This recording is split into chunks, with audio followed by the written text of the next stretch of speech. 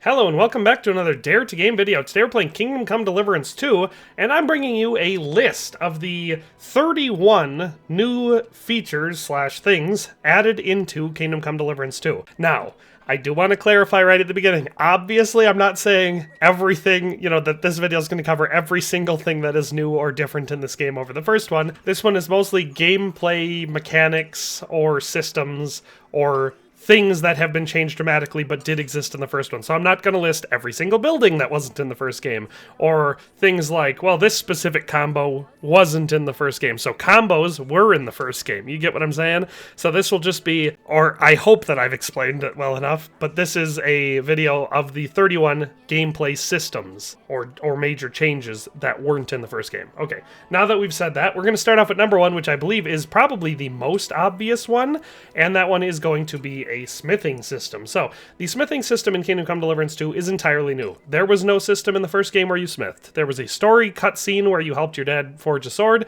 but that was it. From there on out, the closest thing you could do to smithing or anything like that was sharpening weapons at a wheel or using repair kits to fix them. And you can still do those things in this game, but you can also smith new weapons. You go to a forge once you have the materials for it and the sketch for it, and you can smith yourself new weapons. In fact, if you get your level high enough and do a good enough job at it, you can actually smith yourself the best quality weapons with a 4th level above the normal highest, which is level 3. And so, smithing system, entirely new. You can actually now act as a blacksmith. So that's the first thing. The second thing is integrated polearms, and I will show you that, hopefully without getting arrested here. But in the first game, polearms existed, and they were way more overpowered than they are in this game. But basically, you couldn't really do much with them. You couldn't store them in a chest, you couldn't keep them hidden away in your inventory. You picked them up and they were always in your hand and you used them, and if you dropped them, they were just dropped wherever they were until they disappeared or you lost them or whatever. In this game, however, you can equip them right on your weapon belt. So I'll show you in here. I'm wearing the Noble's belt, so I can actually wear 4 different weapons. One of them that I have equipped is a poleaxe, which is one of the better options for a polearm in the game. So you can just equip it regularly, you're walking around, and you can just use your quick slots to pull it out. And see, now I've got a polearm out, and I can put it away. And so I can use it fully effectively. So the polearm system has been fully implemented, including an entire skill tree for it. So, it's, like I said, fully implemented in the game, whereas in the first game, it was not. Number 3 is severe punishment for crimes. In the first game, crimes had very few punishments. Essentially, you could pay a fine up to a certain point, and then you were spending 10 days in jail for everything else. So if you went through and rampaged through Rattay, you could kill every single person in Rattay, steal all the stuff, whatever. That's pretty much the only crimes you could commit. But you could do all of that to 30, 40 people, kill them all, but you just spent 10 days in jail. That was the whole punishment system. In this game, it's been fleshed out. Now, it's still a little bit simplistic because it's a video game and a story-driven video game at that, so there's, only so much you can do, but essentially you have 3 strikes. Early on in the story, you already experience what would have been the first strike, which is being locked in the pillory overnight. After that, you get whipped, after that you get branded, and after that you get executed and you die, which ends the game. Now, there are ways to talk yourselves out, so like if it's a very minor crime, you may be able to use your status or your speech level or your charisma to talk yourself out of getting punished for that one, or up to a certain point, you can always pay your fine as long as you have enough groschen, but keep in mind, groschen's harder to come by in this game, and some of the crimes can get pretty hefty, especially theft. So if you go and rob an armor shop of everything it's got and sell it, your fine might be 25,000 groschen, and there's a good chance you're not going to have that much, and so you're going to be stuck either fighting your way out and hoping to avoid it for as long as possible, or accepting your fate. But the punishment system is severe, and it has been changed a lot. Number 4 is the ability to manually wash clothing and armor at laundry stations, which are scattered all over the map. So, just so you know, in this game there are symbols that look like a little tub with a piece of laundry sticking out of it, and they're laundry stations. So, they are scattered all over. Pretty much every area that has running water or even a pond will have one. And then you only need some soap, and you'll be able to manually wash your clothing. So you just go up to it, and you can launder your clothes. This was not present in the first game. In the first game, the only way you could wash your clothing was if you had it on you and you used like a wash trough, you could clean it somewhat, or if you had it on you and went to a bath maid and then selected the option that included laundering your clothes, that would also do it. But it didn't do everything else in your inventory. So if you wanted to wash all of your, your big collection of armor and clothing, you'd have to do it one set at a time, essentially. Whereas in this game, you can have it all in your inventory as long as you have enough soap. You go to a laundry station and you can clean it all, 100% clean. So that's a new system that I personally use all the time, and I'm very glad it was implemented. But that's number 4. Number 5 is the various different dialogue stats that can be adjusted by many different things and can be used in different situations. So under secondary stats in the player tab, you can find the dialogue stats, and in there you'll find a bunch of different ones. So you have persuasion, which says a way to assert yourself in conversations using your eloquence and cleverness. A high reputation will help you succeed. The persuasion stat is derived from your speech level and to a lesser extent your charisma. Then you have coercion, which says a way to get your way in conversations using your speech, but often using underhanded and unfair practices.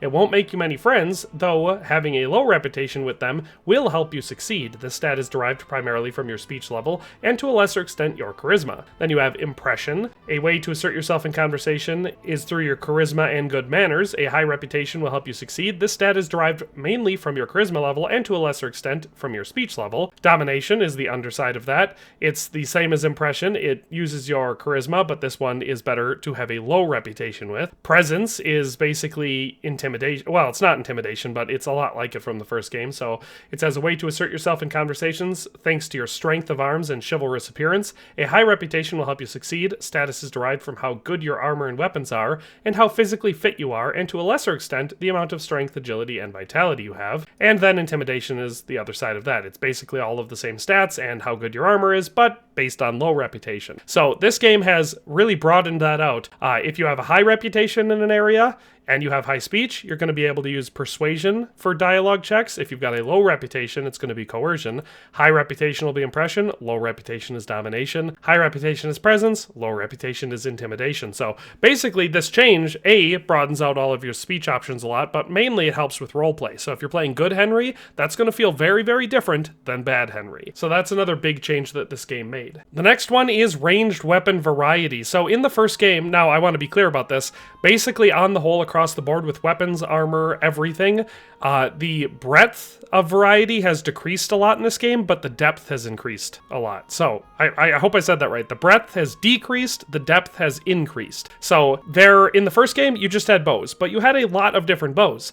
In this game, there's not nearly as many bows. There's less than a dozen bows total, but they're all the same. They act as bows. You have different qualities and they do different damage, but they're just bows.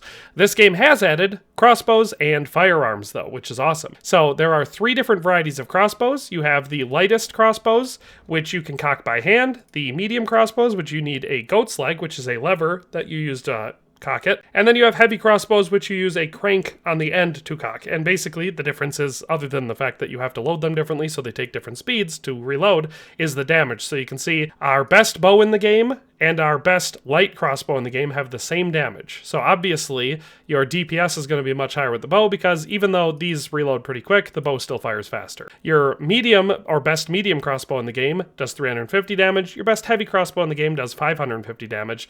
And then there are 3 different types of guns, and they again just do different damages. So you have the hook gun and the pistol, both do 620 damage, and the master's handgun, which is the best one that I've found so far in the game at level 3, does 635 damage. So lots of different variety in firearms, or ranged weapons, I should say. Strengths for them, highest fire rate is going to go to bows. Your ease of use and probably broad applicability and accuracy goes to crossbows, but of course the more powerful they get, the slower they reload. And then handguns obviously are for damage. The other advantage of handguns is you can hypothetically equip up to 4 of them on you and load them all and go into battle with 4 shots ready to go. And in a lot of interactions, as long as you're accurate enough with them, that's all you need, because a one direct hit from especially one that does 635 damage is enough to kill pretty much any enemy in the game, no matter what armor they're wearing. So there are definitely strategies to use for all of them, but that's one thing that's changed. The ranged weapons have dramatically changed in this game. Another thing that has changed, again, dramatically, is the reputation system. In the first game, basically, you had a composite reputation for each region of the map. So in Rete, you'd have a certain reputation, and it would be different in Ledechko. In this one, it is very specific. It's specific to, in each region, it's specific to the different groups that exist in that region. So you can see just the people of the forest here. That's, obviously supposed to be the more scattered, less cohesive stuff. Basically, everyone out in the countryside. You have different reputations for herb women, gamekeepers, woodcutters, farms, gravediggers, executioners. And if you go to Kuttenberg, you've got civilians, men-at-arms, holy men, and nobility. So, there are different groups in every single area that are going to have different relationships with you.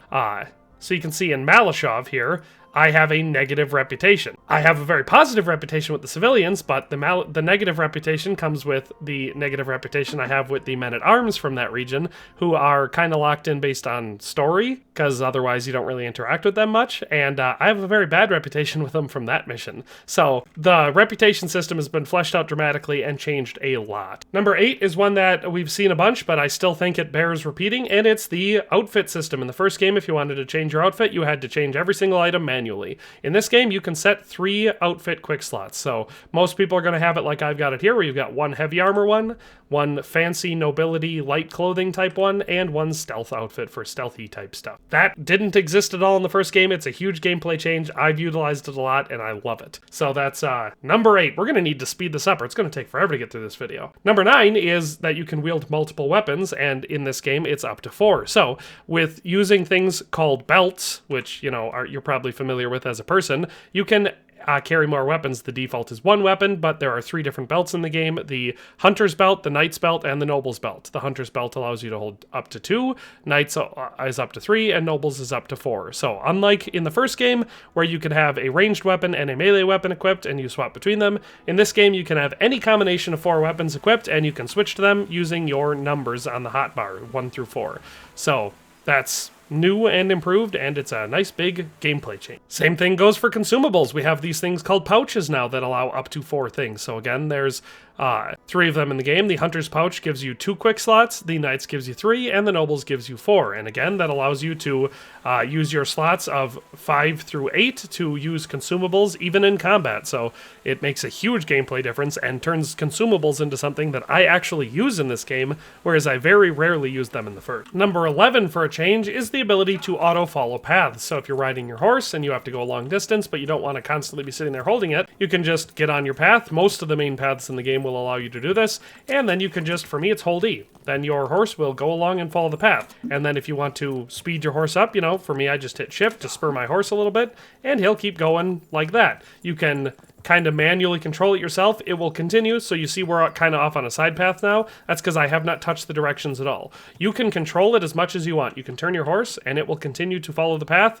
and then you just spur it again, and you can go fast again. It's just a convenient way to be able to travel long distances without having to constantly be holding onto your controls. So it's a small change, but definitely one that I use a decent amount. Next one to talk about is quality levels, which I briefly mentioned before. So all armor and weapons in the game now come in different quality levels. So you can see in my inventory here, we've got some weapons with this little MJ symbol here. Then we've got ones with the gold 3. I try not to have anything else because those are the 2 highest qualities in the game. But you can also see a silver one that has a 2 and a bronze one that has a 1. Those are the different quality levels. The bronze one with the 1 being the lowest, and these, well, for most things, the gold one with the 3 being the highest. But for the weapons that you can forge, if you do it at a high enough quality, this master symbol being the 4th level of quality. In the first game, every weapon or whatever was just that. So if you had a nobleman's longsword, it was a nobleman's longsword, period. In this game, you can have 4 different Ataman's saber in your inventory at 4 different levels, and they're going to have 4 different sets of stats. So like I said, the amount overall of weapons in this game is definitely less than it was in the first game, but the variety in them is dramatically increased. You may have a dueling longsword that's a level 2, and then later you'll find one that's a level 3, or you'll forge one that's a level 4, and it will be a dramatically better weapon. Same thing goes for armor. You may have a cuirass with Falds that's a level 1 that you like the look of, but you might want to just hold on to it because, aesthetically you like it.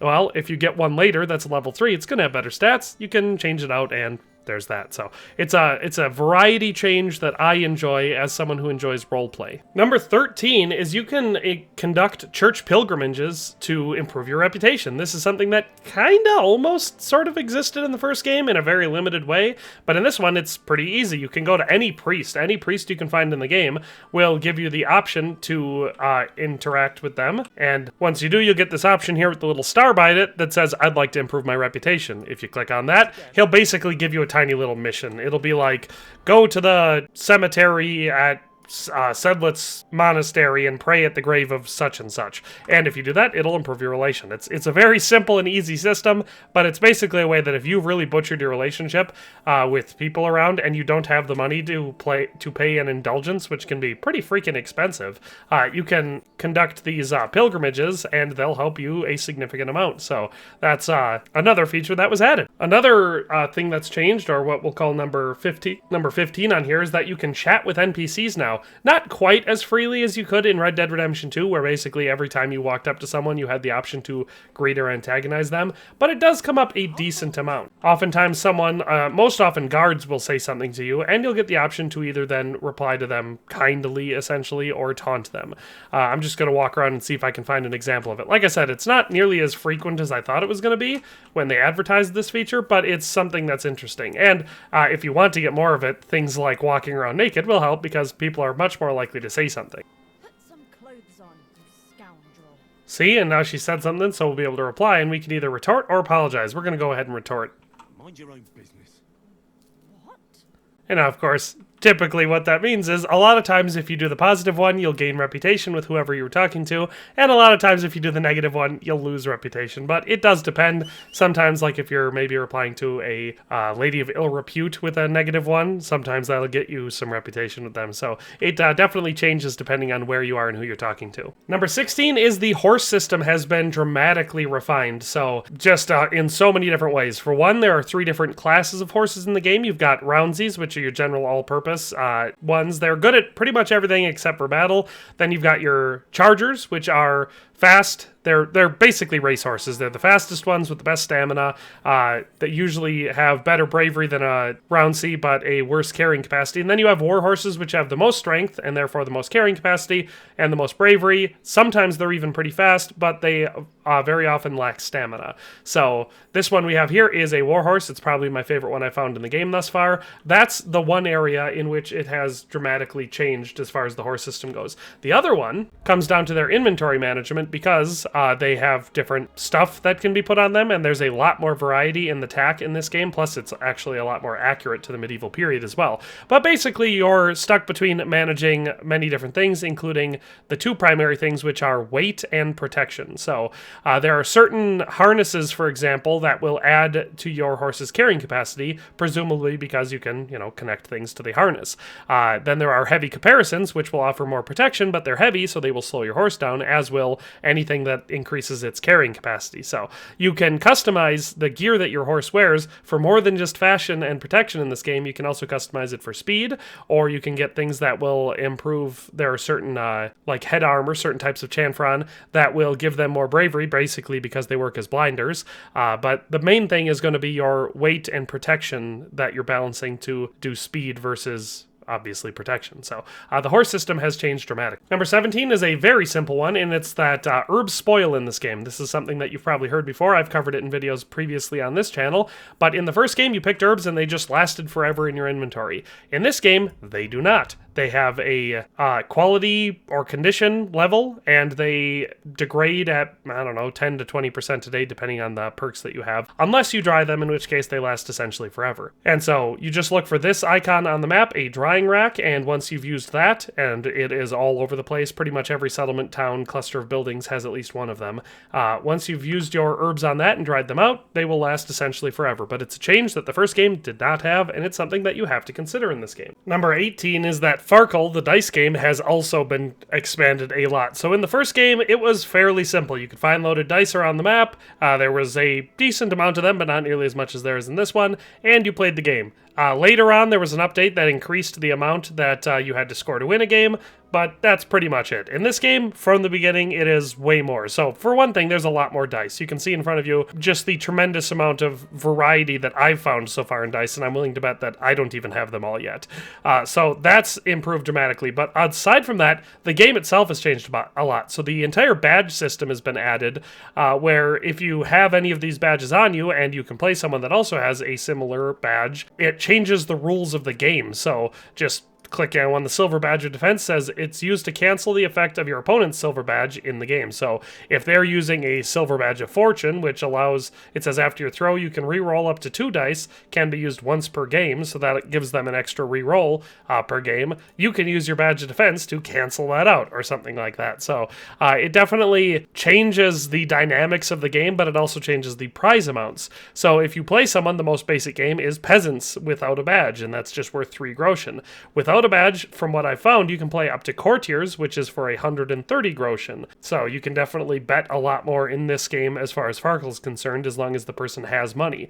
But with badges, I've seen it go up to, and I think possibly over, 200 groschen per game. So, you know, depending who you're playing, how much money they have, and if you're playing with a badge or not, Farkle has changed dramatically in this game. So that's number 17. Let's move on to number 18. Number 18 is more dangerous predators. So in the first game, once they added in, actually I don't know if it was from the beginning, but at some point they, either from launch or some point later on, they added in wild dogs as a predator that would basically just cause problems for you out in the wild and you'd have to kill. I think they might have been included from launch, but they never had anything else. In this game, they still have wild dogs, and you'll run into them relatively frequently, as well as dogs that are accompanying people that you're fighting and will just also, you know, bite you and try to kill you. But they've added wolves, and they have added them all over the place. There are lots and lots of wolves in this game, and you can either find them at their wolf dens, which are scattered all around the forest and are signified by a wolf icon on the map, or a lot of times as you're as you're riding your horse, you will be attacked by them, and they will sometimes even spook your horse and you know, leave you on your back getting bit by a bunch of wolves. So predators have definitely been expanded in this game, and I know that's something that makes the woods a lot more dangerous, and people definitely enjoy. Now, you may notice I found basically the best way to kill them is with a polearm that gives you the extra reach. That way you can use a perfect block on them when they jump at you, and your polearm still has enough reach to kill them. And if your stats are high enough and you're using a good enough polearm, you can do it in one hit. But yeah, predators have been added to make the woods more dangerous. Number 19, and hopefully I have a clip to show this one, but if not, I'll just tell you about it because it's fairly simple. It's something that I talked about a lot of times when playing and covering the first game. I didn't like the fact that they had missions where you would have to walk along someone and talk to them, but it was impossible to keep up with them at the perfect speed. Either you were going too fast or too slow. And so it was either really jumpy or you were falling behind or whatever. It was horrible. In this one, for a lot of the missions where you have to do that, they gave you an option to just press, for me it's left alt, and then your character will just follow them, stay exactly at the same pace as them at the right distance so you can have a good conversation. It's a small change, but I brought it up a lot of times when covering the game, and they actually implemented it. So I love that. Number 20 is one that I can show you briefly. It is that NPCs will actually react if you're wearing their stolen items. Now, this one is somewhat random. The more rare and expensive the item is, the more likely it is to get a reaction, and of course it is also dependent on like how rapidly they then see you wearing their stolen items. But I figured we could demonstrate it for you here. I will find a chest here. I'll probably go up and do it to Gnarly. Take his clothing, put it on, and then we'll talk to him in the morning and see what he says. So, like I said, it's a fun thing added from the first game that I love, or, since the first game that I love for immersion reasons. So we can see he's sleeping there. If we open up his chest, we can find his suit of armor in there. And now we'll leave without a trace so we don't get caught. Remember, we don't want to get caught stealing his clothing, because that's not what's been added. Obviously, if you got caught stealing something in the previous game, they reacted to it. So now we're wearing Gnarly's full outfit. We'll go back and talk to him in the morning. So we got caught by someone else that's not even Gnarly, so let's just talk our way out of this so we can go see if we can talk to Gnarly. Alright, let's go find Gnarly now, because I wanted to be the actual person. Oh man, they took the stuff already. Oh, we still have some of his stuff, so let's talk to him. I wasn't born yesterday. I know very well that you've got my stolen clothes on. Oh, look, I could still talk my way out of it, so I'm gonna talk him into letting me keep all of his stuff. So we got caught by him wearing his stolen stuff, but we still convinced him to let us keep it. So that's entirely new. Getting caught based on, wearing someone else's stolen stuff, that's new, and I love that. Number 21 is the alcoholism system has been just widely changed. So it's been added to in a lot of ways. So basically, whenever you consume potions or alcohol or anything like that, it makes you a little bit drunk. And there's even a leveling system, which is similar to the first one where we have a drinking skill and, certain things like if you have certain skills, it'll make you better at stealth or something like that if you're drunk. But that's not what I'm talking about because that was in the first game. In this one, you can get addicted to alcohol and it can take days in the game, like a long time to kind of quit cold turkey and get off of it. And if in that recovery period you have any alcohol at all, you'll relapse and you'll gain those symptoms back. So the alcoholism system has been expanded dramatically. And I, as someone who doesn't consume much alcohol in the game other than quests, sometimes that has a really negative impact on my experience. So maybe it pays to build up a tolerance, but that's number 21. Number 22 is one that I quite enjoy as someone who never liked having to switch between things or keep things in my inventory without accidentally getting rid of them, and it's that daggers and torches now have their own slots that can be equipped into, and then the daggers just stay equipped and you can use them whenever you need to do a stealth attack, and the torches can be accessed using the R button. So as long as you have one equipped, you can always just quick pop that out and put it in, and it doesn't interact with any of your other weapons. If you have one out and you pull out a one-handed weapon and shield combo, the shield will automatically be replaced by the torch, but if you put the torch away and you pull out your sword and shield combo, it'll be back to the shield. So the torches and daggers have been fixed in a slot system. Next thing is the alchemy system has been expanded dramatically. So this is something I've talked about in previous videos, including my in-depth alchemy guide. But basically, alchemy is very similar to do, but based on how good you do the recipe, you get different levels of potions, and they have different perks. So you can have everything down to a weak version of the potion, and so for a weak savior schnapps, it just saves the game, doesn't do anything else. So basically, it's what the savior schnapps was in the first potion, in the first game, but you can also have the regular one, which will give you other perks, the strong, and then Henry's is your special version. So another comparison we have is the regular level of the painkiller brew suppresses the effect of injury, and your maximum stamina decreases with health 30% less, and it lasts 15 minutes. Or you can have the strong one that Henry makes, suppresses the effects of injury, and your maximum stamina decreases with health 75% less, and that lasts 15 minutes. So basically, the system was increased dramatically to make it so that different qualities of potions do different things, some of which give you incredible boosts. So the alchemy system has been expanded dramatically. Number 24 is that the ability to wash your horse and its tack has been added. One of the things in the first game is that there wasn't a, much like manual laundry system, there wasn't a manual way to get your horse all cleaned up and looking better. In this game, there is. You just have to find a groom and you can talk to them, and one of their options is going to be to wash your horse. So you pay up front, you can haggle, but I'm not going to.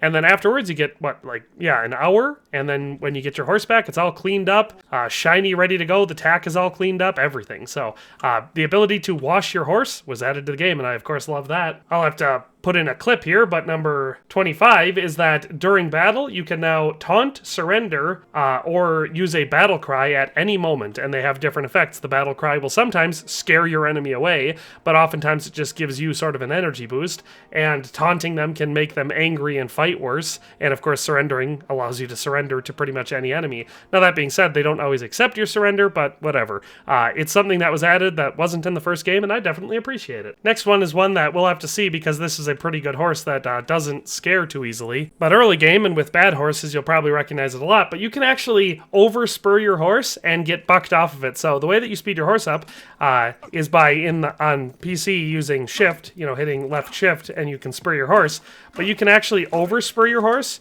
to the point where it gets pissed and or scared and will buck you off. Or you can see I'm overspurring. See, look. So if you're not careful about how you're trying to get your horse to move faster, it'll actually get scared or get pissed and buck you off, which is a fun feature that I quite enjoy. So that was added into the game. Number 27, hopefully I've got some footage for this one, but it's a fairly simple concept just in case I don't, and it's that lots of timed dialogue responses were added into the game. This is something that if there was any of in the first game, it was extremely limited, but it happens a lot in this game, especially during story missions and stuff like that. You will have a response that you have to give, and you get a very short timer to choose, so you don't get to sit there and agonize over your choices all day. Hopefully you were paying attention so you can use the right response, or you might be losing reputation or getting yourself into a fight. So it definitely pays to pay attention to the dialogue in this game because of all these timed dialogue responses. Another cool thing that hopefully we can demonstrate here is that in this game, people will pick up and sometimes even wear or equip the items that you drop. And if it's like food or grotion, they'll usually just pocket it. But so let's say I don't really need any of that stuff that I convinced Gnarly to give me. So I'm just going to go ahead and drop it all. So there, I just dropped his whole kit. And now we'll see if this guard grabs it. But typically somebody will come along and they'll be like, ooh, who dropped this? And they'll pick it up. And sometimes you'll even see them equip it. Usually it'll depend on their class, so if you drop high-level armor, a peasant might pick it up, but you probably won't see them equip it. But if you drop regular clothing, they're very likely to. So it's a system that, again, I asked for in the first game. I mentioned it would be cool if all these beggars in Rete, if I could drop nicer clothing and they would put it on or stuff like that. And in this game, it's been added. So I'm not seeing anyone, but of course these guards are on duty, so they might be programmed not to do anything. But you get what I'm saying. They definitely do. Trust me, bro. But that is number 28. Let's move on to number 29. So number 29 is that you can actually sell stolen horses in Kingdom Come Deliverance 2. This is something that definitely did not exist in the first game. And so basically, any time where you find a horse that you can mount and steal, you can sell that. And it's a pretty sweet system. So basically, the way that you want to do this, if you're making money, is you inspect the horse, check it out. So this one here is worth 12.10 for grotion. And what's this one worth? This one's worth 22.50. So a lot of that's probably considered the tack, but we're going to go ahead and mount and steal this one. And now, as long as nobody sees you do it, it's pretty easy to get away with this. But then all you have to do is make your way over to the Nomads camp to horse handler Mikolai, and he's where we're going to be selling it. So just on horseback, when you reach the Nomads camp, you ride up to Mikolai, and you get several options, one of which is, of course, just to sell it, but I'll show you what the other ones are, too. And as long as you're late enough in the day, so like after 9 a.m., you can talk to him about the horse black market, and then you get 3 options. So you, or, well,